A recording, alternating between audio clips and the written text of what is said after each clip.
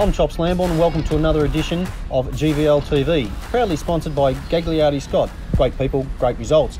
Today I'm here with Geoff Ringin, formerly known as Jock.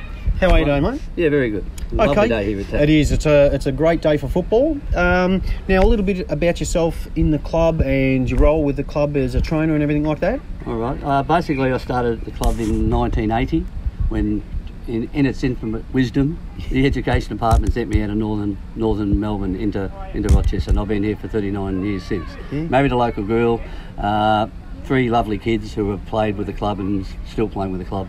I've coached all 3 grades of the footy club. I've decided to be a trainer just to help out, because like most people at our footy club, if you're there you might as well do something and get involved. Yeah. And that's why I've been here that long. So you're down there watching the footy, you'll jump in and do anything pretty much, like you said, since 1980. That's fantastic. Yeah, so I played for 3 or 4 years till the body gave out. Yep. And then I took up some coaching, and then while the kids grew up, I sort of helped them through their junior footy. When they grew up old enough to come back to the senior footy club, that's when I started doing roles like this. Okay, and in saying that, and I know the trainers at this point, they sort of have this little bit of an unwritten rule. They all get on super well when you play again. So how does that come about? Well, basically, I guess because most of us are volunteers, and basically, if you run out of tape or someone goes down, it's not fun.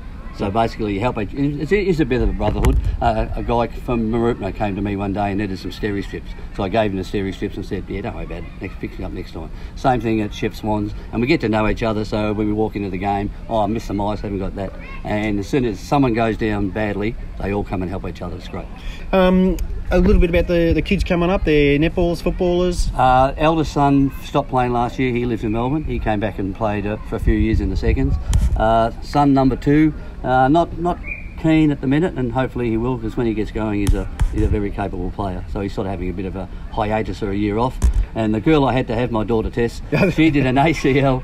That's a joke with my friend of mine, Bruce Watson. Okay. She did an ACL last year, so she's having a year off, obviously, to get that fixed, but she's still helping out with the under-17s. Excellent. Now, a little bit about you. How much time would you dedicate during the week to the footy club?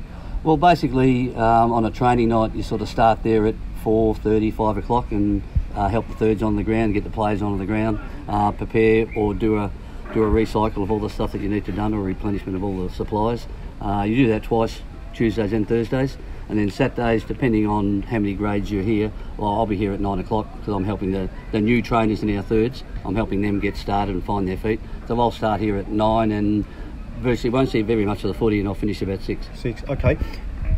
Why do you keep doing it? Why? Yeah. Well, basically, for someone like me who's been involved in sport for 50 odd years, okay, since I was 10, I'm getting old now, 60. I've been involved in sport for 50 years, and one thing you do if you appreciate sport so much, or you're involved with sport so much, I'm a phys ed teacher as well, is that you want to give something back. Yeah. So that's basically, my job at the footy club is to give something back and help these guys on the field. Hopefully they don't get hurt, so I strap them, I rub them, and help them recover, and that's a good day for me.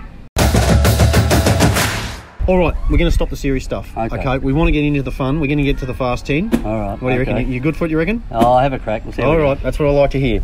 All right. Who's the prettiest boy in the team? Captain Nathan Moroney. Who goes overboard with the strapping each game? Guy in the thirds called Skinner.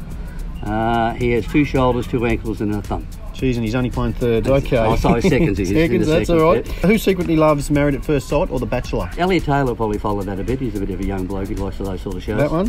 Who has the weirdest pre-game ritual? Ashley Watson has his feet strapped to the nth degree. Who's the biggest softie at the club? We had Elliot Bowen last year, but he wouldn't be it. We'll go with Elliot Bowen now. Yeah, okay, there's nothing wrong with that. Yeah, he's gone to Colby, all right. What about the sorest loser? Spud Frawley in the seconds. He hates losing. Who exaggerates the stories the most? Darren Gledhill. He's my assistant trainer and the team manager of the seniors. Who has the worst white line fever? Our current assistant coach in the seconds, Nick Hayes. What about the worst tattoo? Don't watch their bodies all that much, so I don't know how many guys have got tattoos. Who should go on Farmer Wants a Wife next year? Sean Hamilton. All right. Well, thanks very much for joining us today. All the best with the season, and we look forward to seeing how yourself and the club go throughout the year. Thank you, mate. Cheers. Cheers. Well, that's another wrap with GVL TV. Glad you've been watching and following us. We really appreciate it. Once again, get on YouTube, give us a like, keep the numbers rolling in your views. If you've got any stories at Clubland that you want to know, give Teagues a call at AFL Golden Murray office, and we'll get out to your club and see what we can do for you. Once again, thanks for joining us, and we'll see you next episode.